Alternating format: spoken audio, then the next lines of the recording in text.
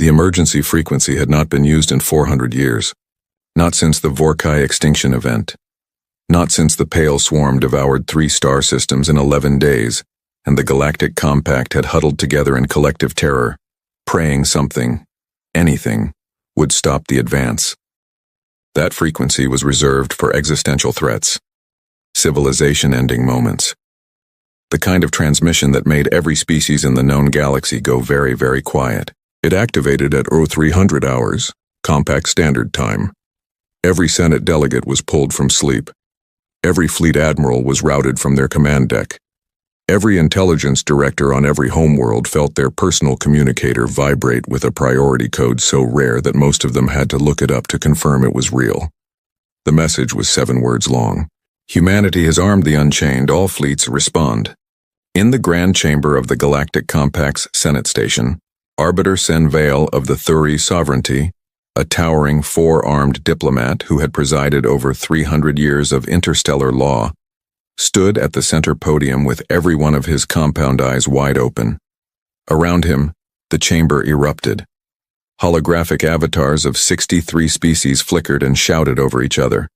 The Dravathi delegates, gray-skinned and cold-blooded in every sense of the word, had gone completely still, which for Dravathi was the equivalent of screaming.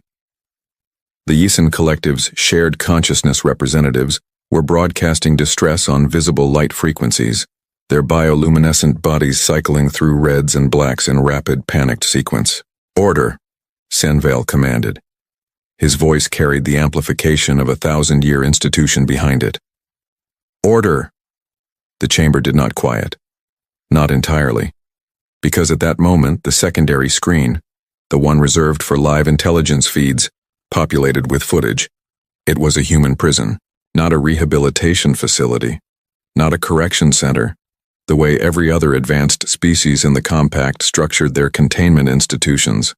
A prison. One of the old kind, where humanity kept the ones they called dangerous. The footage was clearly captured by a Compact observation drone, standard gray market surveillance, the kind intelligence agencies pretended not to use. It showed a facility the humans called Black Site Kessler, a maximum security installation on a frozen moon in the outer ring of the Sol Protectorate. The gates were open, and the humans walking out were not unarmed.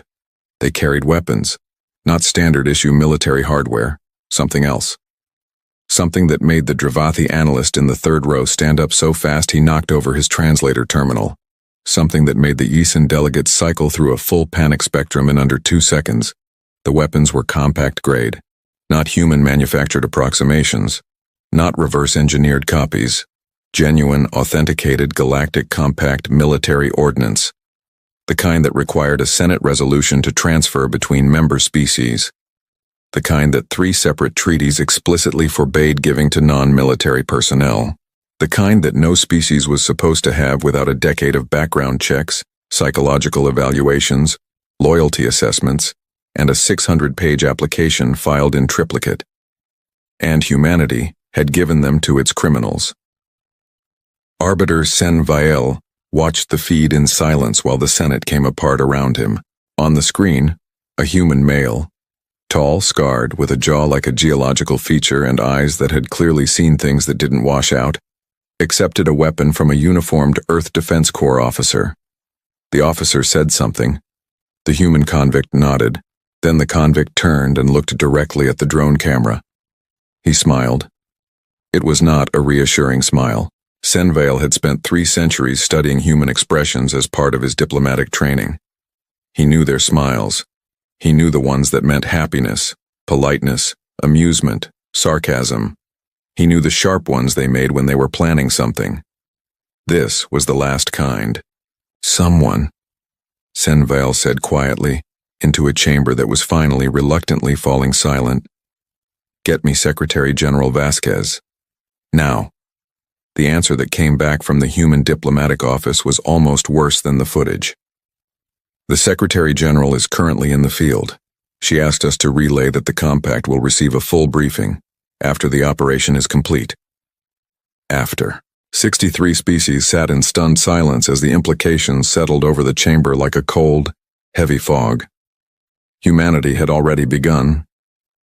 6 weeks earlier, Earth Defense Corps Strategic Command, Luna Station. The room smelled like recycled air and bad decisions, which Commander Asha Reyes had always found oddly comforting. It meant things were serious. It meant people were working. She stood at the head of a table that held 11 people who should not, under any reasonable interpretation of military protocol, be in the same room together. There was Admiral Croft, silver-haired and sharp as a blade, who ran the EDC's 7th Fleet. There was Dr. Priya Shankar, the xenobiologist who'd written the defining paper on Vorkai biology and had somehow survived the experience. There was Marcus Webb, who did not have a title because his department did not officially exist. And there was the man at the end of the table in civilian clothes with the kind of stillness that comes not from calm, but from long practice at pretending to be calm. His name was Darian Cole. His file, which Reyes had read 3 times to make sure she hadn't misunderstood it, described a man who had spent 11 years in Black Site Kessler for crimes that the EDC had classified so thoroughly that even his victims' families didn't know the full list. He was 46 years old. He had been, before his incarceration, the most effective deep-cover operative the Earth Intelligence Directorate had ever produced. He was also, according to 17 separate psychological evaluations, definitively not safe to return to society. The EDC was releasing him anyway, along with 23 others like him. "The Compact is going to notice," Admiral Croft said. He wasn't objecting. Croft had stopped objecting to things 2 meetings ago when the full scope of the problem had been laid out. He was stating a fact, the way a man states the existence of weather. "They'll notice the releases," Reyes confirmed. "They won't know why, not until it's done." "And the weapons transfer?" "Hidden in a routine supply audit. By the time their intelligence services parse the manifest irregularities, we'll be 72 hours into the operation." Croft nodded slowly. At the end of the table, Cole said nothing.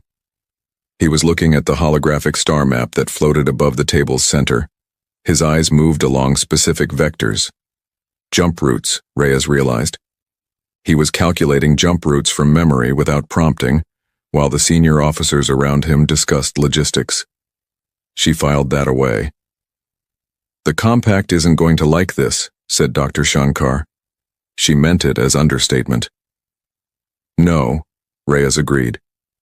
"They're going to panic, and that's acceptable to Strategic Command?" "That's necessary." Reyes turned to the map herself. "Walk them through it, Doctor." Shankar pulled up the data, a cascading series of red indicators across 4 star systems that humanity nominally patrolled as part of its Compact membership obligations. Red meant missing. Red meant dark. Red meant the listening stations had stopped transmitting. The patrol ships had stopped checking in, and the colonies had stopped answering hails. 22 human outposts, gone dark in the span of 8 weeks. "The Compact's official position," Shankar said, "is that these are equipment malfunctions, consistent with solar interference from the Keth Nebula expansion." "The Compact's official position," said Webb from his corner of the room, "is a lie they are telling themselves because the alternative requires them to act." Silence. Cole finally spoke. His voice was low even, with no particular affect. "It's the Vorkai." Everyone looked at him.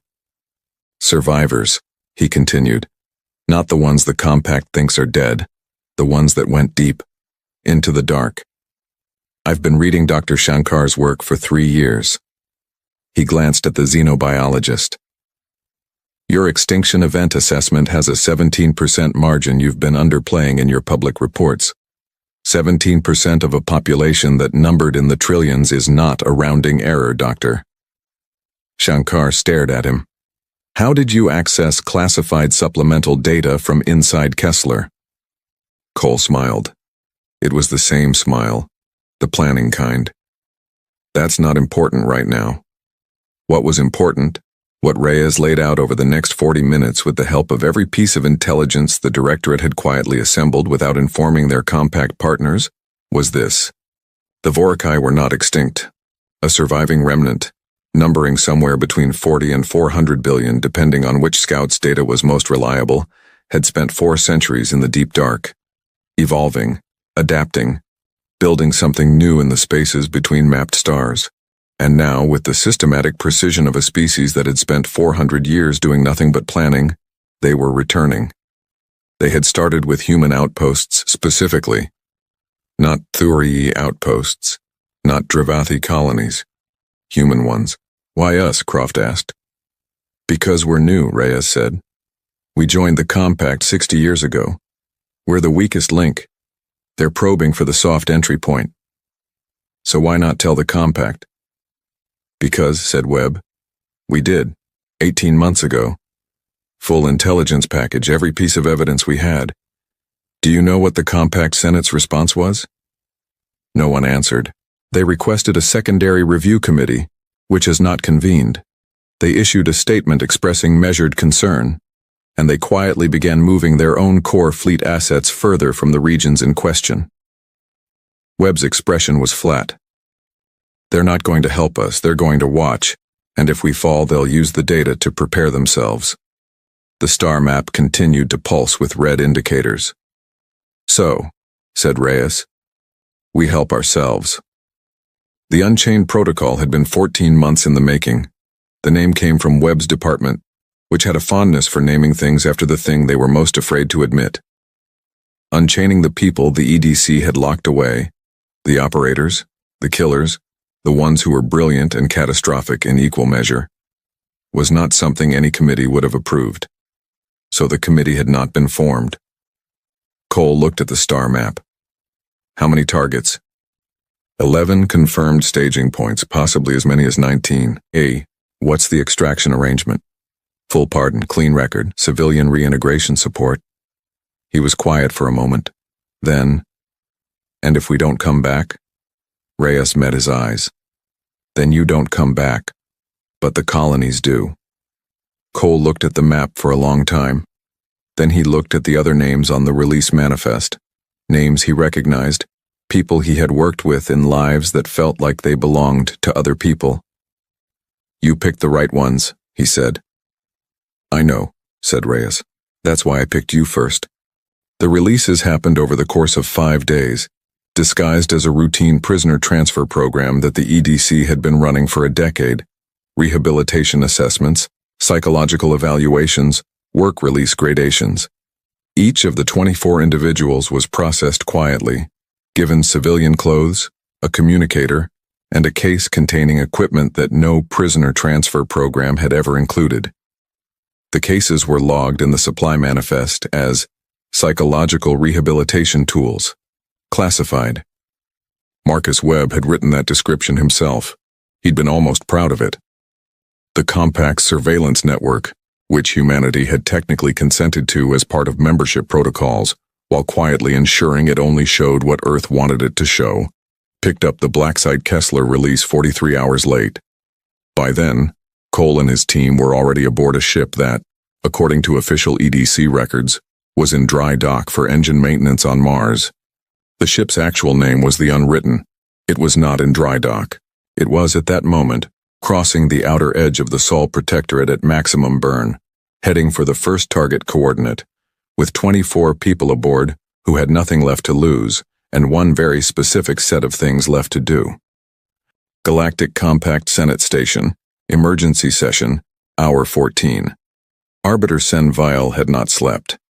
This was notable because Thurii required sleep the way other species required oxygen, biologically mandatory, not optional. The fact that he had pushed past his physiological limits spoke to the nature of the crisis, with a clarity no words could match. He sat at the center of a working group that had been hastily assembled from the Senate Security and Intelligence Committee, a body that normally moved with the geological pace of a multi-species bureaucracy, and now found itself scrambling to catch up with a unilateral human action that had, in 14 hours, produced no casualties, no incidents, and absolutely no explanation. That last part was, somehow, the most alarming. Current intelligence confirms 24 individuals, said Director Orvin of the Dravathi Intelligence Collective. Orvin was the kind of person who made other intelligence directors feel slightly underprepared. She had 17 separate surveillance networks operating in human space. and had still learned about the releases 43 hours late, which she appeared to find personally offensive. All previously incarcerated in maximum security facilities. All carrying EDC-issued weapons. All currently unaccounted for. Unaccounted for, repeated Delegate Mishan of the Yisan Collective, her bioluminescent patterns cycling through a low, anxious amber. You mean you've lost them? I mean they are not where our surveillance infrastructure expects them to be, which is functionally the same thing, yes? And Earth is providing no information? Earth is providing a great deal of information, said Senviel tiredly. It is simply not the information we want. Secretary General Vasquez has confirmed that this is an authorized EDC operation. She has confirmed that it does not constitute an act of aggression toward any compact member. She has confirmed that a full briefing will be provided when, and I will quote her exactly, operational security no longer requires information containment. The Dravathi delegate made a sound that was their equivalent of a sigh. She's running an operation in our space and she won't tell us what it is. She's running an operation in human space, Senviel corrected, with a precision that he used not to defend humanity but because accuracy was his professional religion. All confirmed movement so far has been within the Sol Protectorate's boundary. They have not, yet, crossed into shared patrol territory. Yet, said Delegate Orvin. Yet, Senviel agreed. The chamber was quiet in the way that large rooms get quiet when everyone in them is thinking the same uncomfortable thought, and no one wants to be the first to say it. Finally, a delegate from the Keth Communion, small, ancient, with the deliberate voice of something that had been watching civilizations rise and fall for longer than humanity had written language, spoke. Has it occurred to this committee, Ambassador Tethra said softly, that we may be panicking over something we do not understand? And that our panic may be precisely what humanity expected? Silence.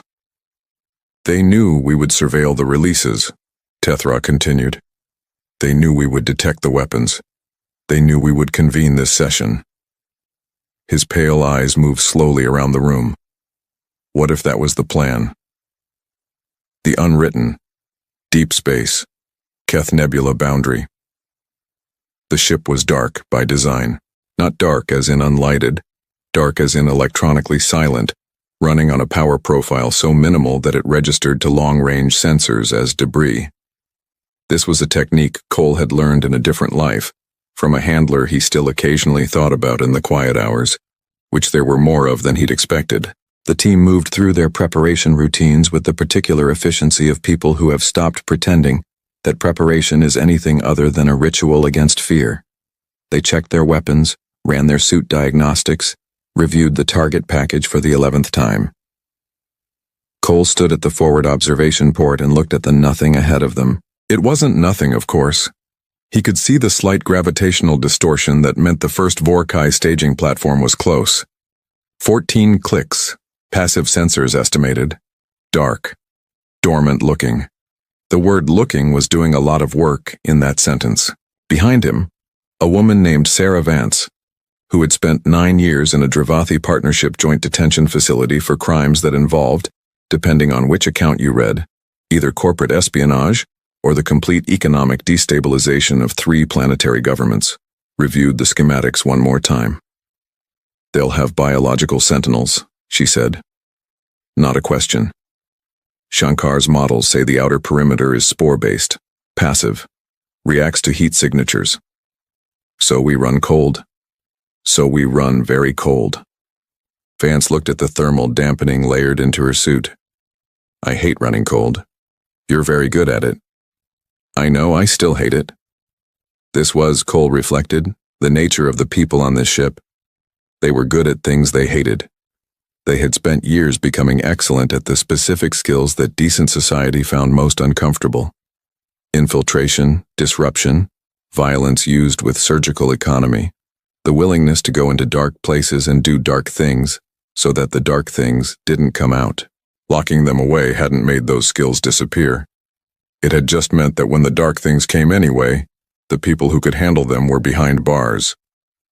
4 minutes, called the pilot. A former smuggler named Brix who had excellent instincts and genuinely no fear of anything, which Reyes had apparently identified as an asset, and Cole chose not to think about too hard. Cole turned from the port. 23 people looked at him. He didn't give a speech. Speeches were for situations where people needed to be persuaded. These people had already decided. He just nodded. They moved. The first platform fell in 47 minutes. It was not a clean operation. Clean operations were what happened when the enemy was cooperative, which the Vorkai decidedly were not. 2 team members took injuries in the first engagement. Reyes had anticipated this, had factored it into her casualty models, had made the cold calculation that the mission succeeded with a 15% casualty rate, and that was acceptable. It was the kind of math that commanding officers carried quietly and never said out loud. What the intelligence hadn't fully prepared them for was the scale of what they found inside. The platform was larger than exterior scans had suggested, much larger. Its external profile was designed to read as debris, a floating mass of salvaged material, visually indistinct from the surrounding nebula. Inside it was structured, purposeful, and horrifyingly operational. Cole stood in a chamber that Shankar would have given significant portions of herself to see, looking at evidence that the Vorkai extinction was not merely incomplete, but intentional. 400 years of preparation. 4 centuries of systematic growth. In the dark. In the silence. While the compact congratulated itself on having solved the Vorkai problem. On one wall, displayed in a visual format that required no translation, the Vorkai were nothing if not efficient, was a timetable. Human Colonies Phase 1, already in progress. Compact Outer Territories Phase 2, 6 weeks. Compact Core Systems Phase 3, 4 months. Cole photographed everything. He downloaded every data node his team could access. He sent the package to the unwritten transmitter in compressed burst. Not to Earth, not yet. To a relay station that would route it, with a time delay, to the Compact Senate's secure intelligence channel. Then he set the charges. Galactic Compact Senate Station. Hour 31. The data package arrived with no warning and no sender identification. It hit the Senate's secure intelligence channel with enough authentication markers to bypass the first 4 layers of filtering and land directly in Director Orvan's personal queue. She opened it, read it. Then she did something that no one in the chamber had seen a Dravathi intelligence director do in recorded history. She sat down heavily and put her face in her hands. "Director?" said Senvile. Orvan looked up. Her expression was not one she would have chosen to have witnessed. "We have a problem," she said. "A considerably larger problem than 24 humans with weapons."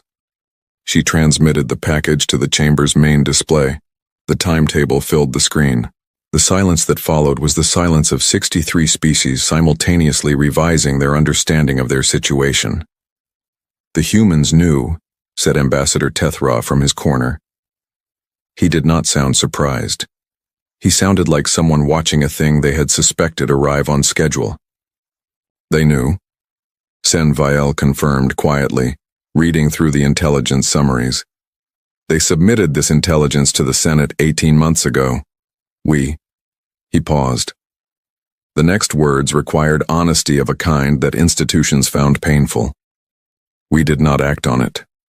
We requested a secondary review," said Delegate Mishan, in a very small voice. "We requested a secondary review," Senvale agreed, and in the interim humanity assembled its own response. The chamber was beginning to understand what it was looking at. Not an act of human recklessness, not a unilateral provocation. A response to a threat the Compact had acknowledged and then quietly set aside as too complicated, too expensive, too disruptive to address. Humanity had addressed it anyway. With 24 people no one else wanted. Over the next 11 hours the reports came in. Platform 1, destroyed. Human team successfully extracted, 2 wounded. Platform 3, destroyed. Human team extracted, 1 wounded. Platform 7, destroyed. Full extraction. Platform 2, initially thought destroyed, captured intact with Vorkai command infrastructure preserved and uploaded. This alone represented more actionable intelligence on the resurgent Vorkai threat than the entire compact intelligence apparatus had produced in 400 years. Platform 9 was the hard one. The team that hit Platform 9 had encountered something the pre-mission intelligence hadn't anticipated. An active Vorkai military response, a rapid reaction force that had been stationed close by, waiting. The team lost their ship in the first exchange. They lost 3 people in the second. The 6 survivors, including Cole, fought for 19 hours inside a hostile installation, cut off from extraction, with Vorkai forces trying to reclaim what humanity was trying to hold. They held it. When the rescue ship, scrambled from a human patrol corvette that had been quietly positioned nearby, finally reached Platform 9, Cole was the last one out. He walked out carrying a wounded teammate and a hardened data drive containing the full Vorkai Phase 3 operational plan. He handed the drive to the rescue crew. Then he sat down on the deck and didn't speak for a long time. Galactic Compact Senate Station, Emergency Session, Hour 44. Secretary General Elena Vasquez arrived at the Senate chamber with the kind of energy that comes from 44 hours without sleep, a successful operation, and the complete absence of regret. She was 61 years old, short, and had the manner of someone who had decided a long time ago that she would rather be honest than liked. She had been humanity's senior diplomatic representative to the Galactic Compact for 9 years. In that time, she had attended thousands of sessions and had always been technically the junior partner in every room. She did not look like a junior partner today.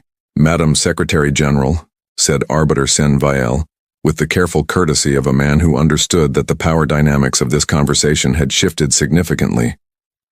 "Thank you for appearing before the committee." "Of course," said Vasquez. She sat.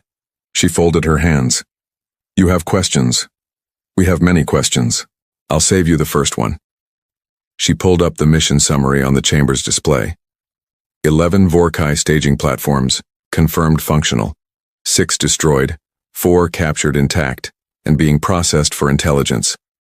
1, Platform 9, held under sustained combat conditions for 19 hours until extraction.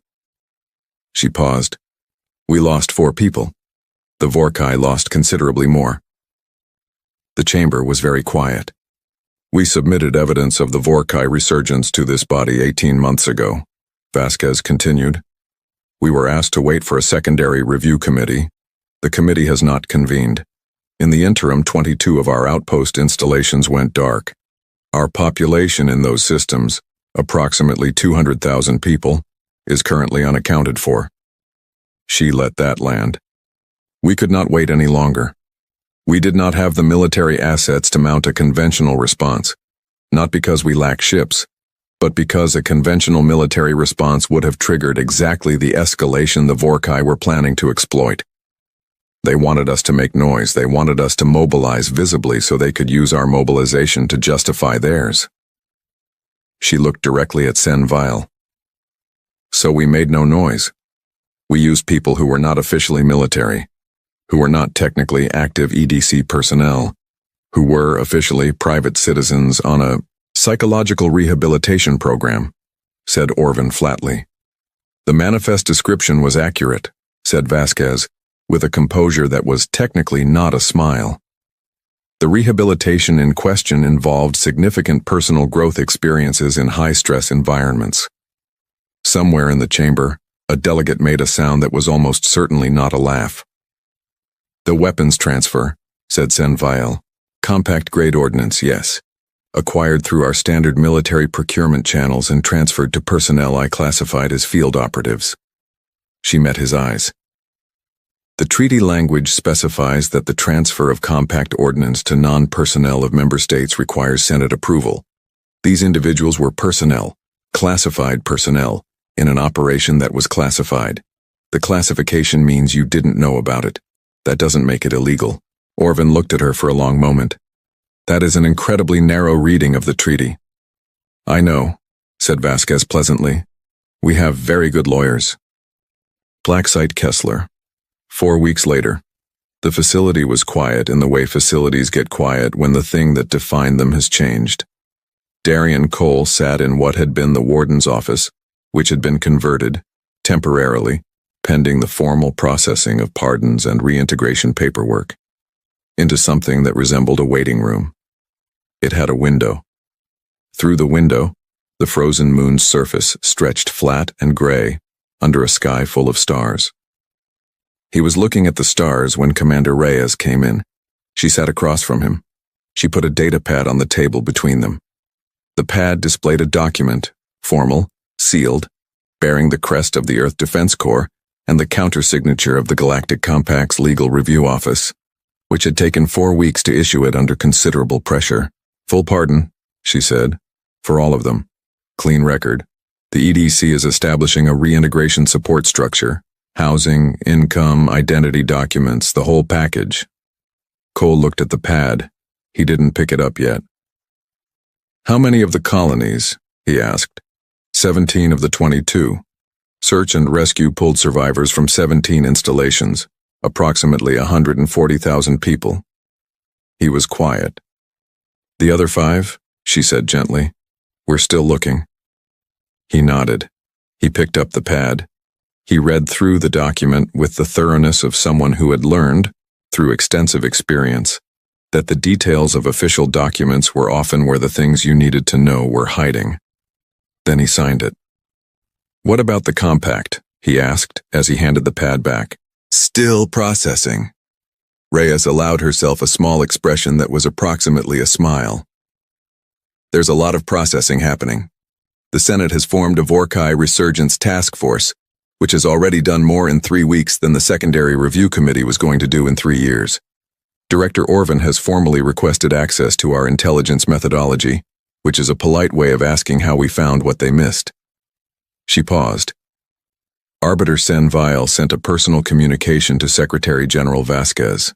It was very formal and very thorough, and it essentially amounted to, "We owe you a significant apology, and we are not going to say so directly because it would set a precedent.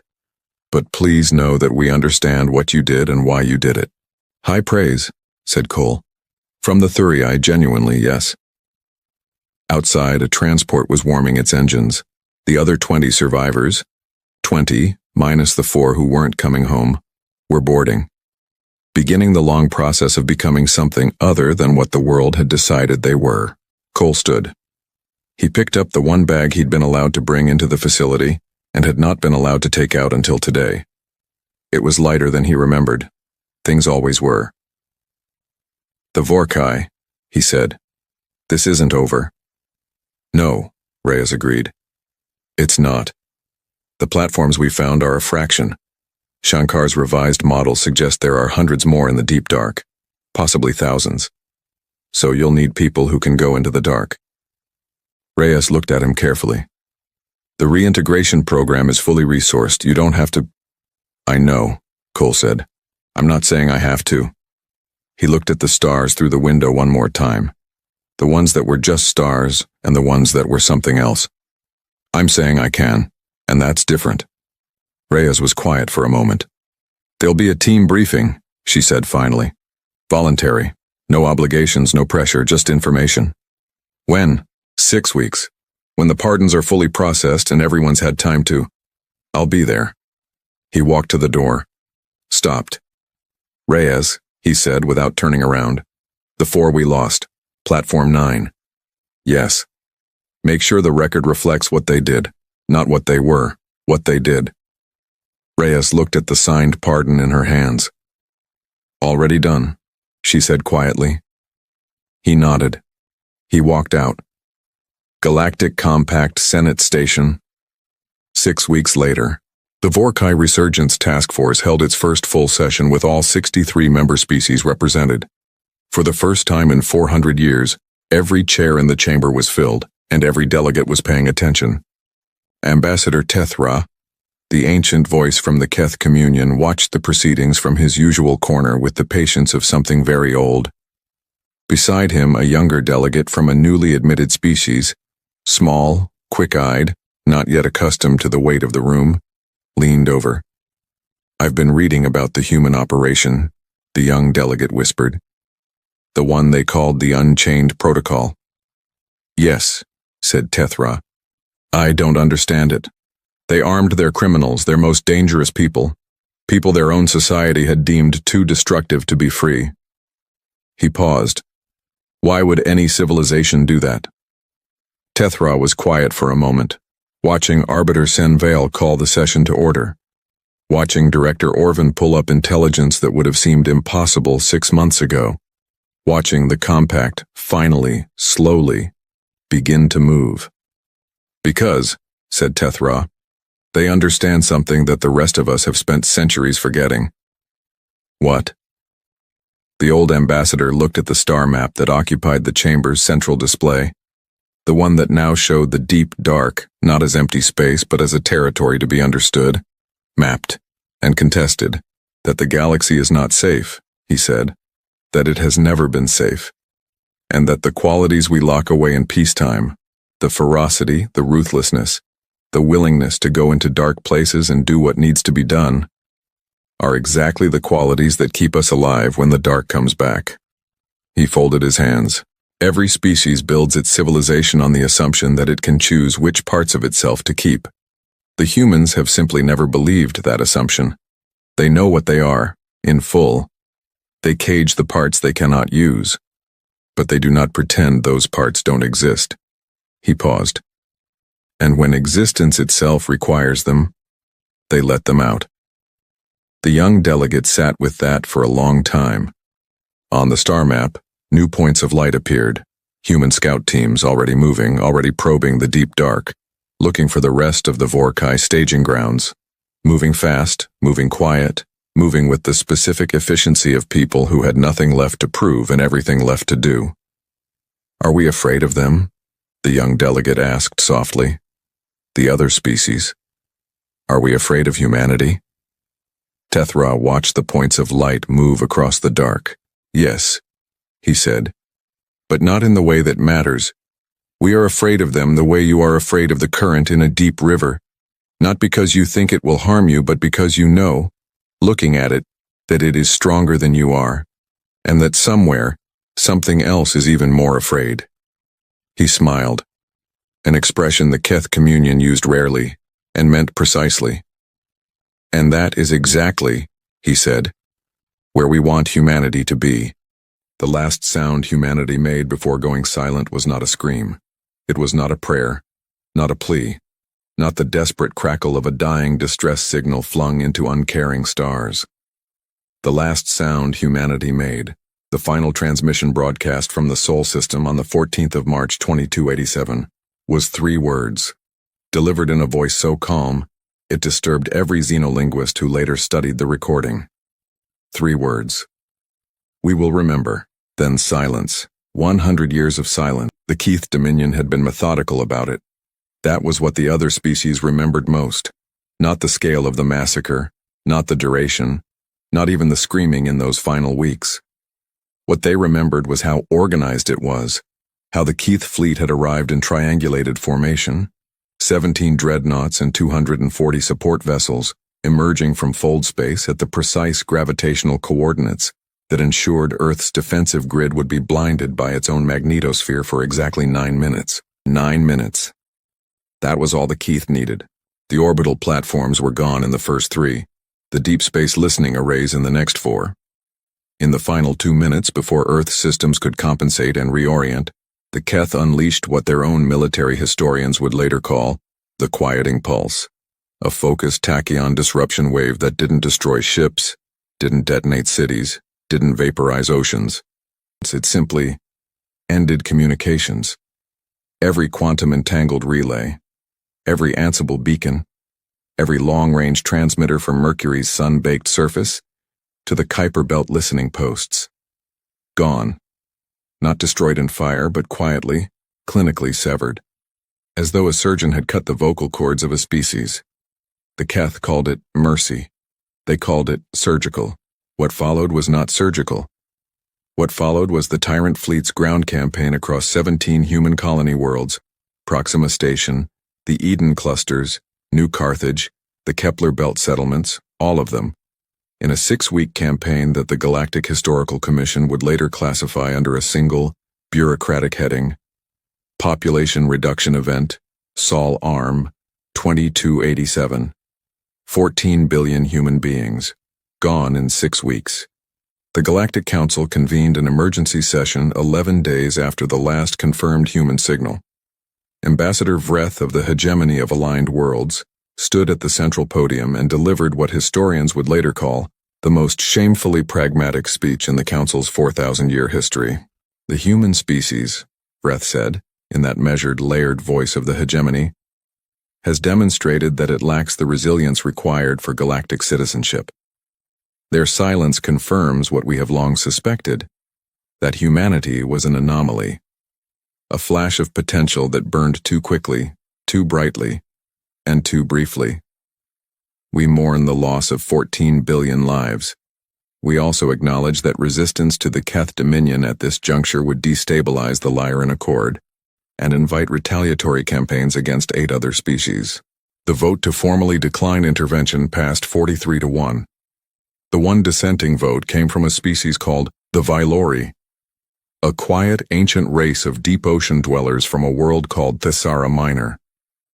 The Vylori ambassador, a towering creature of bioluminescent flesh and slow, deliberate movement, cast her vote and then said only this before leaving the chamber: "You are all making a catastrophic mistake." No one asked her to clarify. The Keth had expected humanity to collapse, 14 billion dead, communications severed, fleet destroyed, colonies burning. Every military model in the Dominion's war planning archives pointed to the same projected outcome.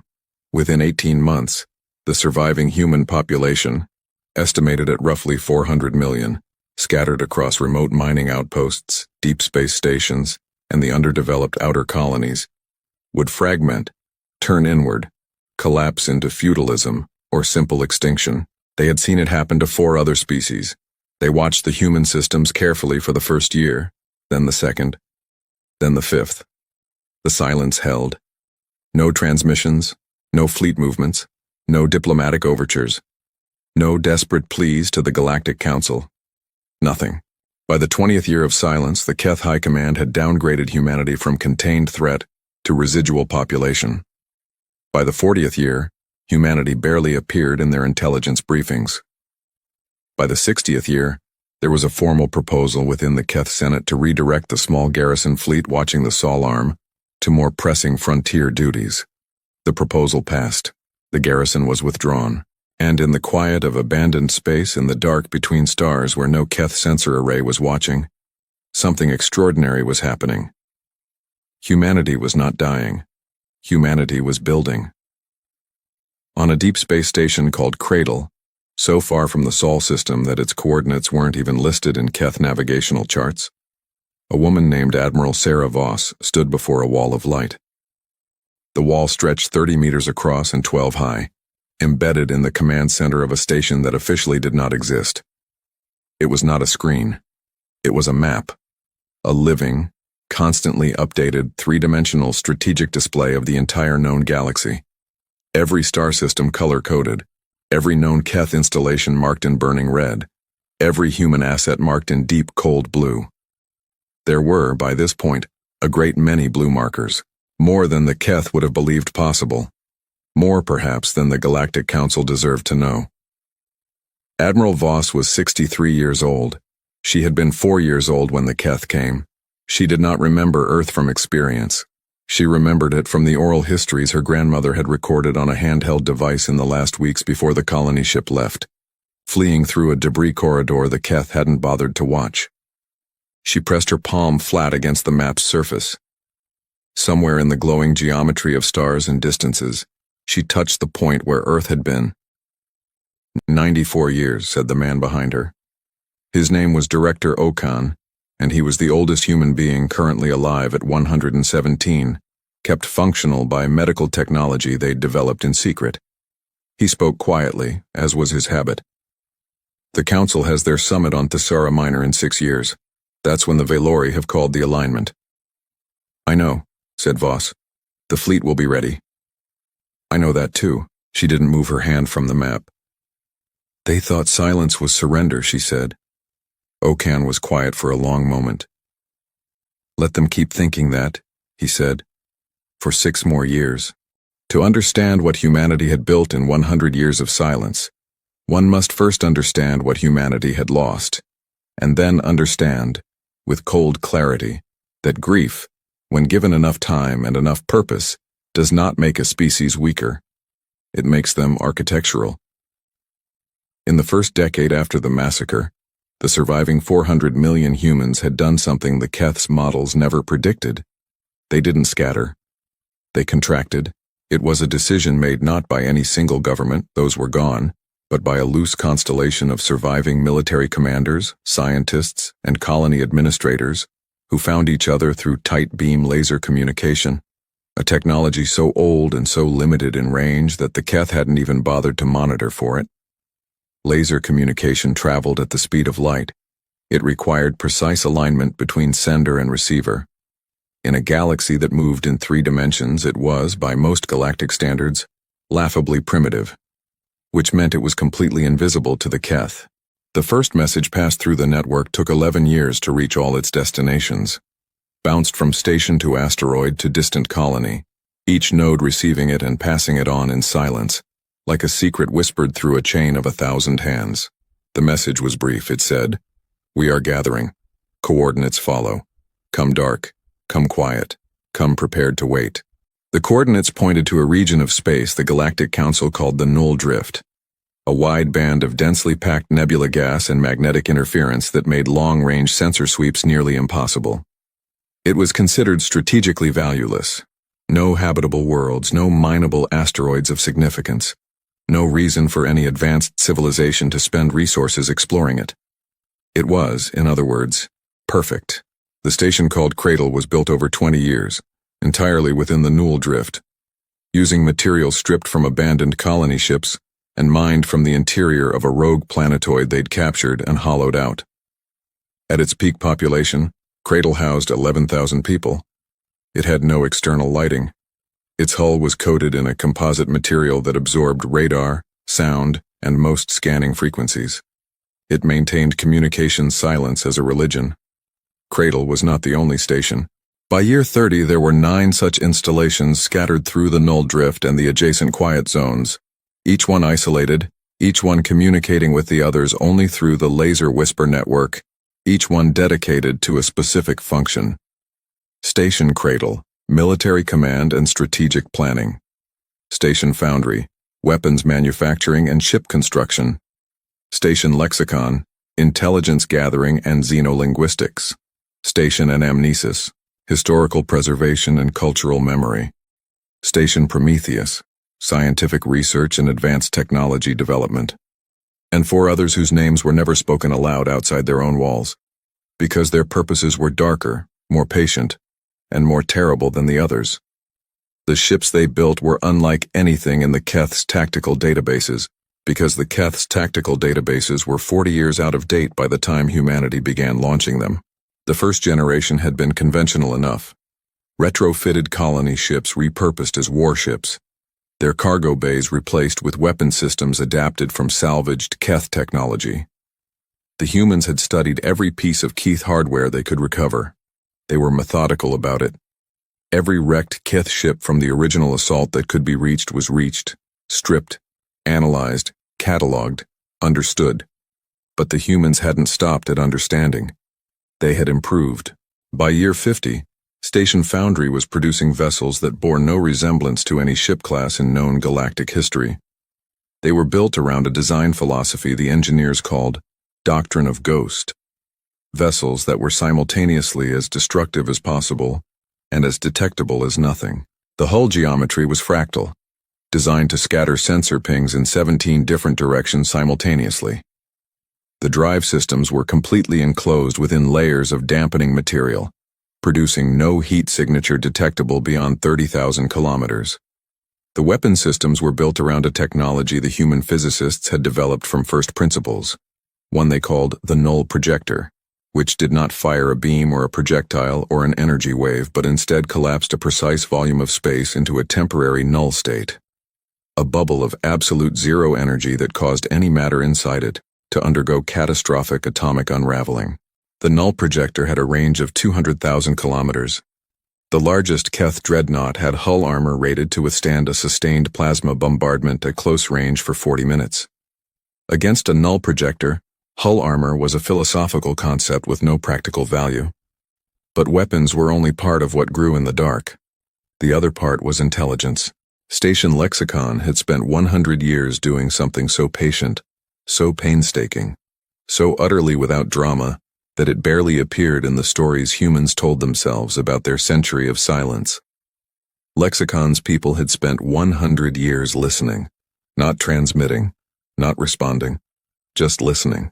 Every transmission the Keth sent through open channels, every diplomatic communication between the Keth Dominion and the Galactic Council, every trade negotiation, every military bulletin, every census report, every internal political argument broadcast over the Keth public communication network, every language, every cipher, every data format the Keth used, understood, cataloged, broken. By year 60, Lexicon could read every Keth military communique in real time. By year 80, Lexicon had assets, people, devices, and in some cases carefully cultivated relationships with other non-Keth species, positioned near every major Keth installation in the galaxy. By year 100, Lexicon knew the location of every Keth military vessel, the rotation schedule of every garrison, the chain of command of every fleet, the political fault lines within the Keth Senate, the name of every Keth admiral who had participated in the original assault on human space and the current coordinates of each one. This information had been compiled into a document. The document had a title. It was called the Ledger. The person who had compiled the ledger was a woman named Commandant Yara Dali, who ran Station Lexicon with the focused intensity of someone who had been born into a specific purpose and had never once been distracted from it. Dali was the daughter of refugees. Her parents had been aboard one of the last colony ships to escape the Sol system, young and terrified and carrying nothing but the genetic material of humanity's future and a portable drive containing the entire Library of Congress, the complete works of every human composer, and a single family photograph taken on a beach on Earth in 2281. The beach no longer existed. Neither did the ocean it had sat beside. Dali kept a copy of the photograph on her desk. She was not sentimental about it.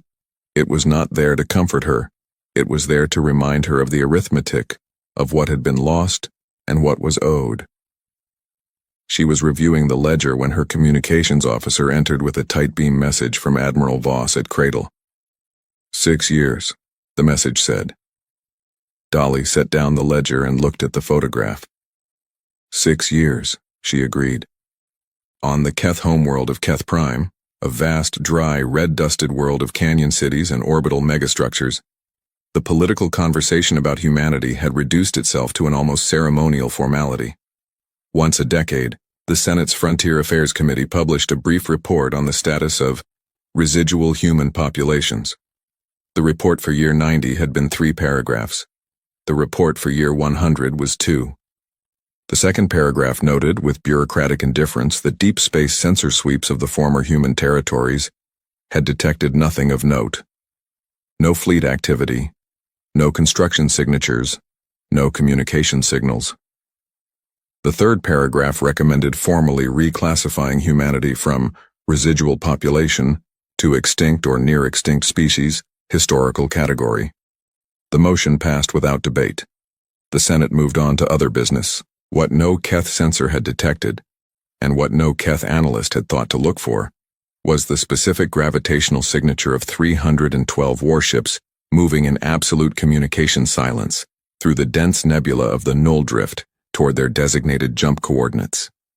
312 ships, the largest human fleet ever assembled, crewed by men and women who had been born in secret, raised in the dark, trained for a single purpose, and who had grown up hearing the same 3 words, the last words humanity had spoken to the galaxy before going silent, passed from parent to child, from commander to recruit, from old to young like a torch kept burning in a closed room.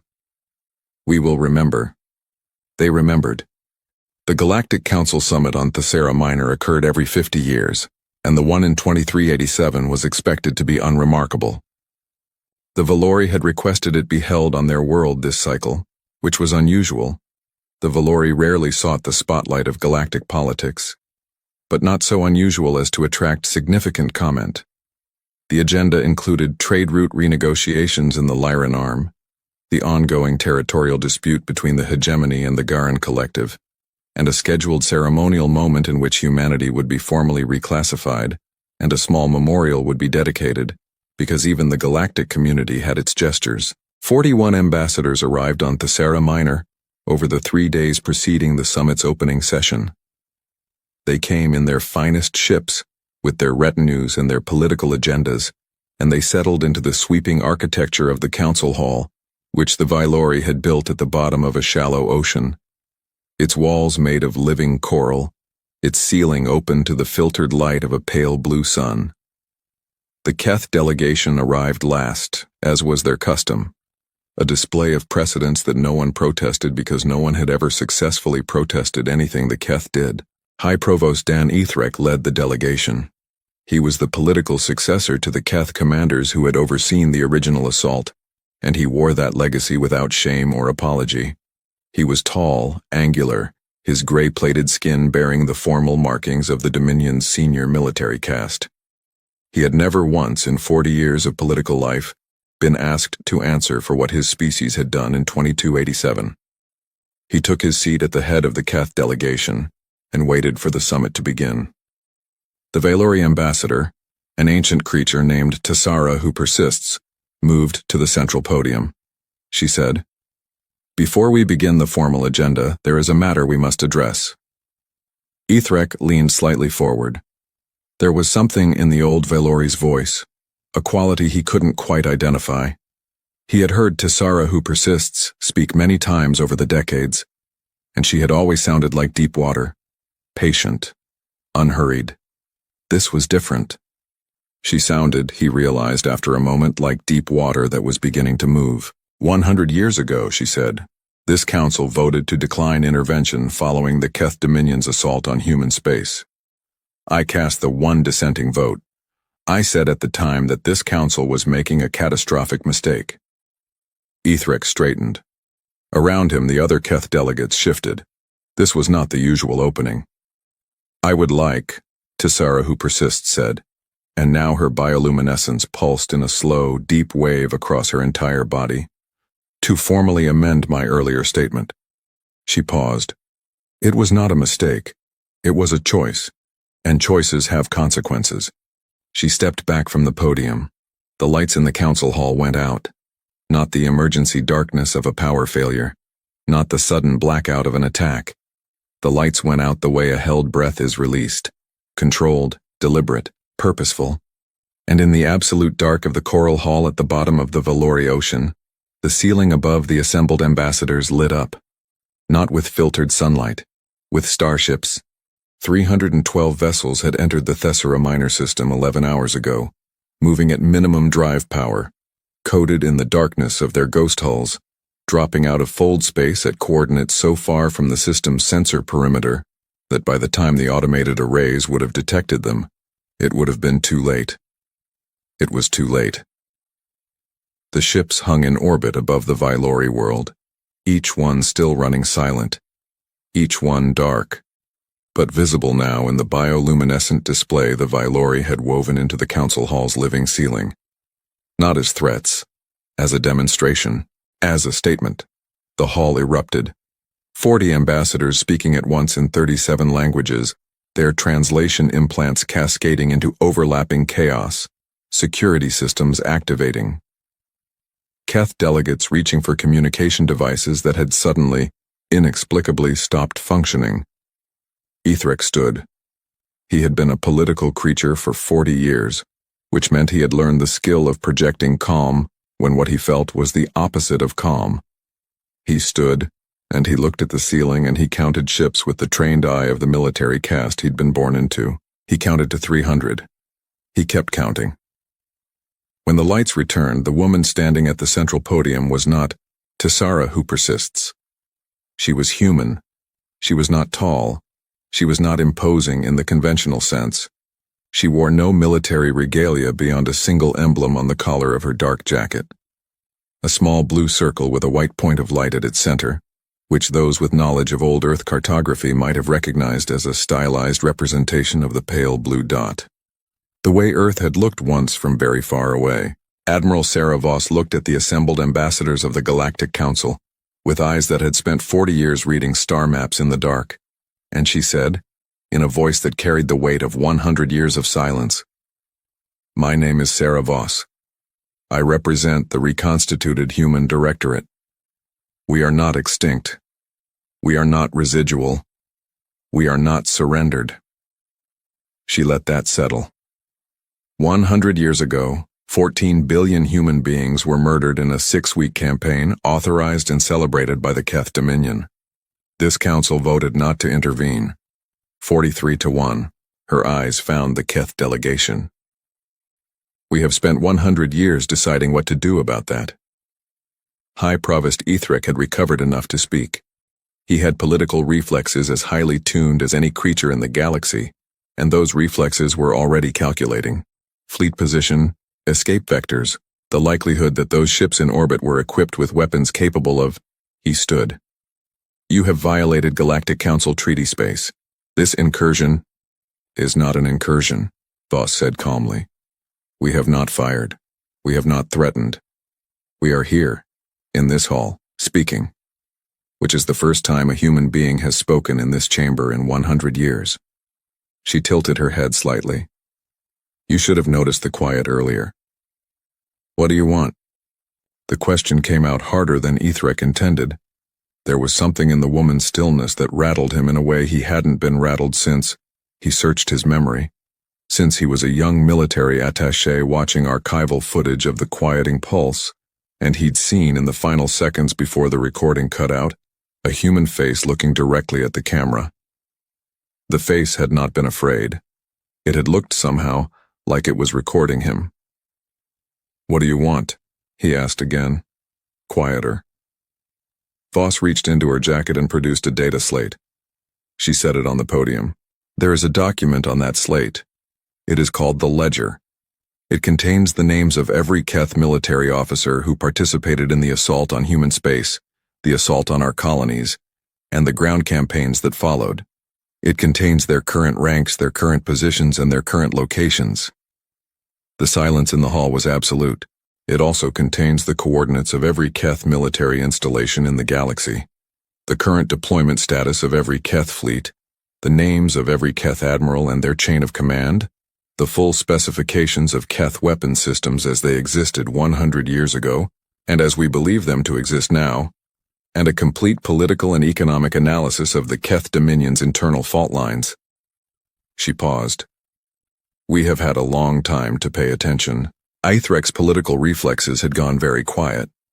What was operating now was something older, something that lived beneath the political calculus and the Senate speeches and the 40 years of comfortable impunity. Something that felt, distantly and with great reluctance, like fear. "What?" he said very carefully. "Do you want?" "3 things, Voss said. "First, formal acknowledgement from this council that the events of 2287 constitute genocide, and that the council's vote to decline intervention was a failure of collective moral responsibility." She held up one finger. "Second, the Keth Dominion will provide full territorial reparations, the restoration of all human colony worlds currently under Keth occupation, the complete withdrawal of Keth military presence from the Sol Arm, and 50 years of resource transfers sufficient to rebuild what was destroyed." 2 fingers. "Third, those whose names appear in the ledger under the categories of command authorization and direct execution will be surrendered to an international tribunal for prosecution under the Galactic Convention on Mass Atrocity." 3 fingers. She lowered her hand. "These are not opening positions. These are not negotiating points. These are the terms." Ethric made a sound that was not quite a laugh. "And if we refuse?" Voss looked at him for a long moment. "Then we will demonstrate what 312 ghost-hulled warships equipped with null projectors are capable of," she said, "and you will spend the rest of the Keth Dominion's history wondering how many more there are in the dark." She picked up the data slate and set it down in front of the Keth delegation. "We did not come here to destroy you," she said. We came here because we are still capable of choosing not to. But that choice has a window, High Provost, and 100 years is long enough to have learned patience. The council hall was silent for 11 seconds. Then the Valori ambassador, Tessara who persists, pressed both of her great bioluminescent hands flat against the coral floor of the hall, and her entire body blazed with light, gold and deep green in the cold blue of abyssal water, in the Valori gesture that meant, in their oldest formal language, witnessed and affirmed. One by one across the hall other ambassadors began to move. Not all of them. Not the ones who had voted with the Keth a century before without paying any price. Not immediately, but some of them. And then more. The negotiations lasted 9 days. They were the most watched 9 days in the history of the Galactic Council, watched by species who had spent a century believing humanity was gone, watched by young Keth citizens who had never been told the full history of what their dominion had done, watched by the children and grandchildren of survivors on stations throughout the Null Drift, and the quiet outer reaches where humans had lived in silence for a century. Watched on the 3rd day, when High Provost Ethrek received a private communication from the Keth Joint Military Command, a communication that Lexicon had intercepted within 4 minutes of its transmission, informing him that a preliminary analysis of the ships in orbit suggested the humans had not been bluffing about the null projectors. The tests had been inconclusive, but inconclusive, when the alternative was proving them wrong by firing, was as good as confirmed. The Keth Dominion was not fundamentally a suicidal civilization. It was a calculating one, and the calculation, by day 4, had shifted. The formal acknowledgement came on day 6. It was read aloud by the Council's senior archivist, not a Keth, at the insistence of 41 of the 42 other delegations, in a ceremony that was broadcast across every open galactic communication channel. It named 14 billion human beings who had been killed. It named the Keth Dominion as the perpetrator. It named the Council's vote as a moral failure. It was 412 words long.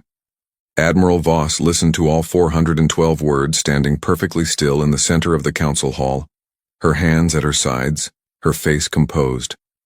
When the archivist finished, she was quiet for a moment. Then she said quietly, to no one in particular, "It's not enough." Director Okan, who had come to Thesara Minor for the occasion and who stood just behind her right shoulder, said equally quietly, "No, it isn't. But it's a start." "Yes," he agreed. "It's a start." The territorial restoration took 11 years to complete, not because of Keth resistance and that window had passed and everyone in the galaxy now knew it, but because of the sheer physical work of rebuilding what had been destroyed. Human colony worlds that had been under Keth occupation for a century required environmental remediation, infrastructure reconstruction, and in some cases complete ecological restoration. Earth itself was the hardest. The quieting pulse had done no direct physical damage to the planet's surface. But a century of atmospheric neglect following the destruction of orbital climate management systems had resulted in changes that would take generations to reverse. The oceans had risen. The ice caps had retreated. 17 coastal cities sat beneath shallow water. They rebuilt them anyway, not in the same places, not in the same forms, but with the same names, because names were one of the things that couldn't be taken. The tribunal was a separate and longer process. It ran for 7 years, and it was not without controversy. There were Keth political factions that called it Victor's justice, and there were human voices that called it inadequate, and both assessments contained their own truths. The tribunal was imperfect. The law it applied was being written as it was being used. Of the 417 Keth officers listed in the ledger under command authorization and direct execution, 301 were brought before the tribunal. 62 had died of age or other causes in the century of human silence. 54 could not be located, and the official record noted without elaboration that Station Lexicon's intelligence suggested those 54 had not, in fact, all died of natural causes. The note in the official record was never formally disputed. On the 11th anniversary of the Thesara Minor Summit, a ceremony was held on the surface of Earth. It was not a grand ceremony. There were no orbital light shows, no fleet demonstrations, no political speeches broadcast across galactic channels. It was attended by approximately 4,000 people, most of them the oldest living humans. Those who had been children on the colony ships, who carried the physical memory of before. A monument had been built at the site of what had once been a city on the eastern coast of a continent called North America. The city had been called New York. The monument was simple, a column of black stone, 200 meters tall, engraved from base to summit with names. 14 billion names. It had taken 40 years to engrave them all. At the base of the column, a single line in the English language, the tongue that humanity had last spoken before going silent.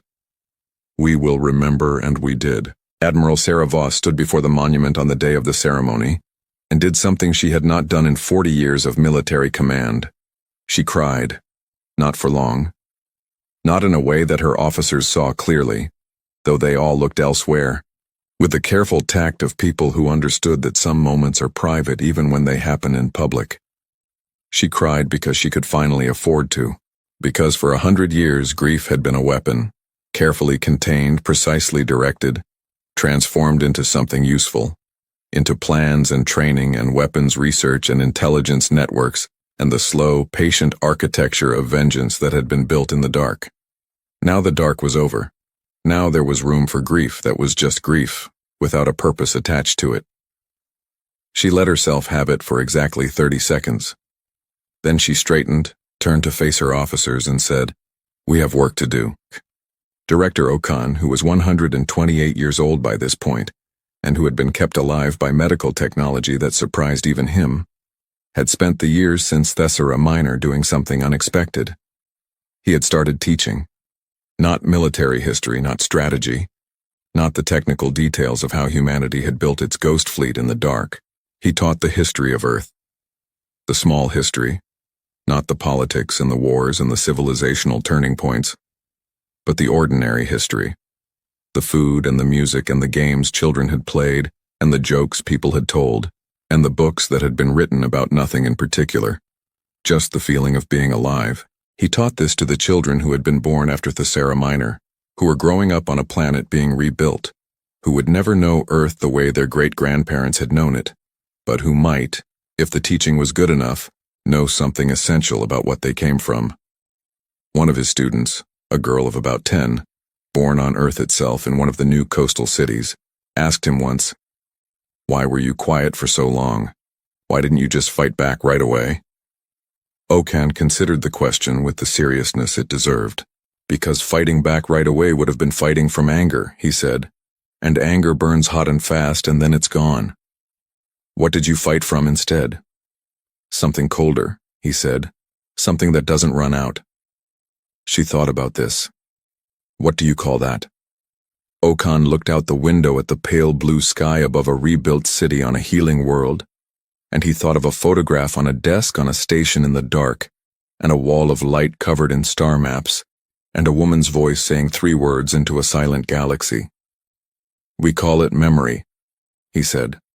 In the deep archives of Station Lexicon, which had been decommissioned as a military installation but preserved as a historical site, the original recording of humanity's last transmission was kept in a climate-controlled vault. It was played once, on the anniversary of the massacre. Just played, not broadcast, not performed, not narrated. Just a voice in a recording saying 3 words. The voice belonged to Commander Elena Roth, who had been the last human officer at the last operational communication array when the Keth closed in. She had been 31 years old.